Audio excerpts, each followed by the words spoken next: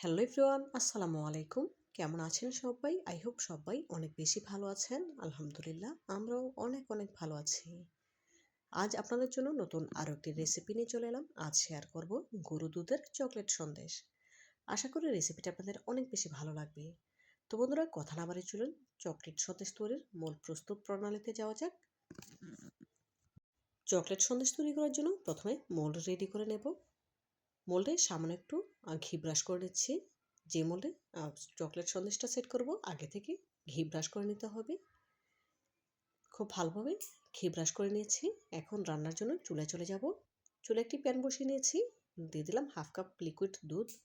দুধ আমি আগে থেকে জাল করে কিছুটা ঘন করে নিয়েছি।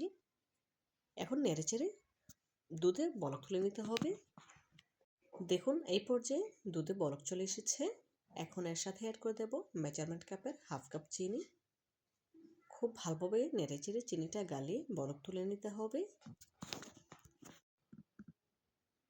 বন্ধুরা, গরু দুধ দিয়ে যে এত মজাদার সন্দেশ তৈরি হয় না খেলে বুঝতে পারবেন না। আমার রেসিপিটি ফলো করে একবার হলেও বাসায় এভাবে গরু দুধ দিয়ে চকলেট সন্দেশ তৈরি করে খেতে পারেন। অনেক বেশি সুস্বাদু হবে। বাচ্চারা অনেক পছন্দ করে খাবে। দেখুন কথা বলতে বলতে বলক চলে এসেছে। এখন এর সাথে অ্যাড করে দিচ্ছি মেজারমেন্ট কাপের 1 কাপ গরু দুধ। প্রথম অবস্থাতে মেশাতে গেলে মনে হবে একদম ড্রাই হয়ে গিয়েছে। মেশাতে মেশাতে দেখবেন একদম সফট হয়ে আসবে। দেখুন খুব ভালোভাবে নেড়েচেড়ে মিশিয়ে নিয়েছি। এখন অনবরত নেড়েচেড়ে মিশ্রণটা একদম ডোয়ের মতো করে নিতে হবে। শুরু থেকে আমি গ্যাসের ফ্লেম একদম লো আঁচে রেখেছি। এই কাজটি একটু ধৈর্য সহকারে করতে হবে।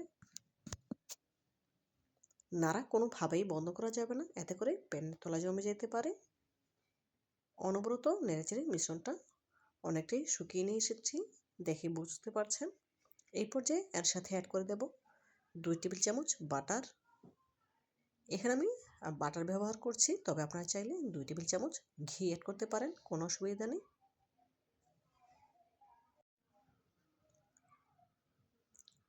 এখন খুব ভালোভাবে নেড়েচেড়ে গরুর দুধের এই মিশ্রণটা রেডি করে নিতে হবে।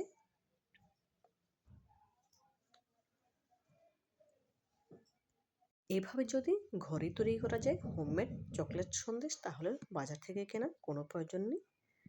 ঘরেই স্বাস্থ্যসম্মতভাবে সন্দেশ তৈরি করে বাচ্চাদের খাওয়াতে পারেন, নিজেরা খেতে পারেন। দেখুন কথা বলতে বলতে মিশ্রণটা কিন্তু অনেকটাই জাল করে নিয়েছি, একদম ডোয়ের মতো হয়ে গিয়েছে, দেখে বুঝতে পারছেন। এখন এই সম্পূর্ণ মিশ্রণটাকে আমি 2টি ভাগে ভাগ করে নেব। এখন এখান থেকে অর্ধেকটা পরিমাণ মিশ্রণ আমি তুলে নেব। যে পাত্রটা আমি আগে থেকে ঘি ব্রাশ করে রেডি করে রেখেছিলাম সেই পাত্রে সেট করে নেব।